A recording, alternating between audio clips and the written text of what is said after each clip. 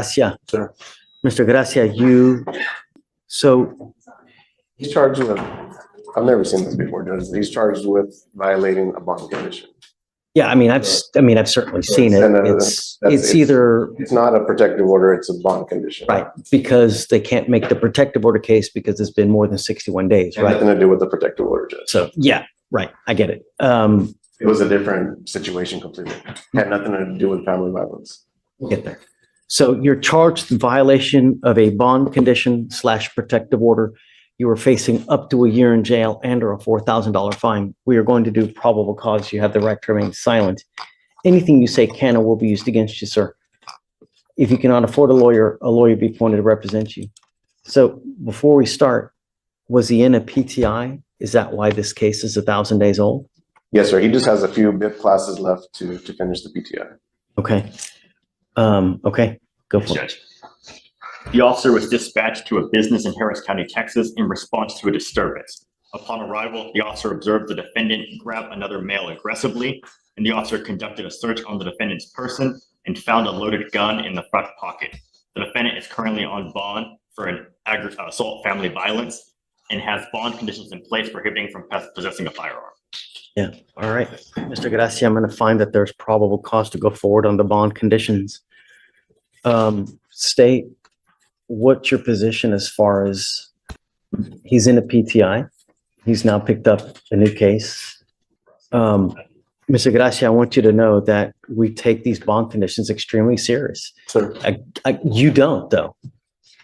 This is not your first VPO. This is not your first violation of bond condition. You don't get it. No means no. Doesn't mean maybe. Doesn't mean I'm going to a high crime area.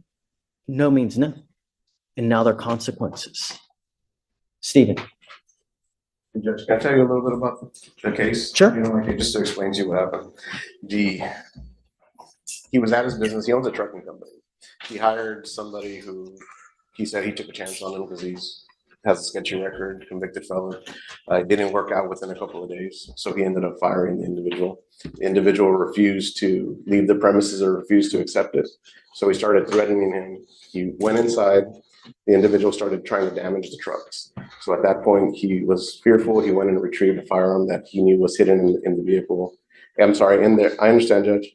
And it's about the worst thing that you can do. Imagine if you use the firearm. Who gets charged with murder, Mr. Gracia? Who has now dug themselves into a potential 50-year hole? We have a case like that today where a meager argument, someone who's charged with assault is now charged with murder because of a silly-ass, stupid-ass argument. Now, dude is sitting in custody with a $250,000. And he's been punished at this point, Judge. He's been punished for violating the bond by getting an entire new case on that. So as far as him going into custody for violating the bond condition, I would hope that you would take that into consideration, the fact that he has gotten punished on the bond violation already, and the fact that he's already had to hire a new attorney for two cases at this point, and it's probably going to affect the other case. So I would hope that you would continue supervision on that, just taking that into consideration. I truly appreciate your position, but you have an assault from 2019 of a family member. The following year, you pick up a violation of a protective order or bond condition. Now you have another assault that they were even, what the hell you're looking over there? Was it Jesus over there? You already have an assault of a family member that was dismissed as it is. You were lucky enough to even have this kind of an agreement where they're willing to dismiss a second assault of a family member. And now you pick up another violation of a bond condition. Eric, he doesn't get it. I understand, Judge. You don't get it. And now I have to show you we mean business. I think that you are in utter and complete danger to public safety. And I will do everything in my power to protect my public in every single way. Because the last thing I want is you to pick up a murder case like we have here this morning, someone else. goes with you. Judge, one more thing. There's a bond condition on there that he's not allowed to return to that address. That address is his business. It's his place of business. The other person has no right to that address. So hasn't worked for the last week and a half because there's a bond condition, I'm assuming from the magistrate, that doesn't allow him to go back to that business. Show me So proof. I'd like to be Show able me to take proof. And, you know, the proper, you know, and you need to advise, the proper way to do things is you call the cops. that. Get a judge. Really. I mean, if you own the business, you show it. I mean, how easy would it have been to just call police? I mean, he has a right to defend his property and. Not while the case is open. He does, but not in that manner. It's one of those things where things happen quick and you have to make a decision. And when we're talking about trucks that are worth hundreds of thousands of dollars and things like that. 911, man. Really? How long do they take to get there, Judge? So Okay. They will still take his ass to jail and then, you know, try to get restitution or whatnot. But So as far as the bond goes, can you set him a bond today? Of course. And Judge, we've contacted Conrad because it's his case, but I just want to confirm that bond has been revoked for his prior case. Is that correct? yeah, Okay. yeah. On the assault, I'm revoking it.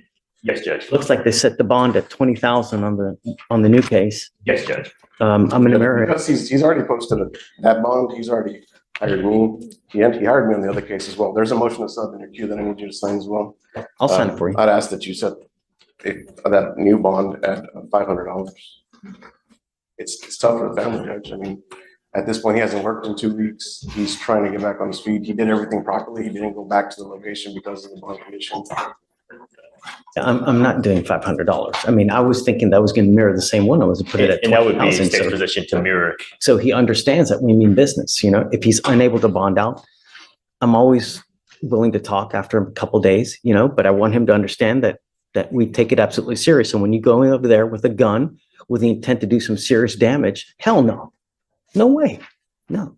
And I think that making it 20,000, what the other one is, hopefully it'll get his attention. But like I said, look, 10,000? like I'm not out for blood, Eric, you know, so if he's unable to, after some time, come back, and I'm not talking weeks, but you know, a couple days, so he realizes that we mean business.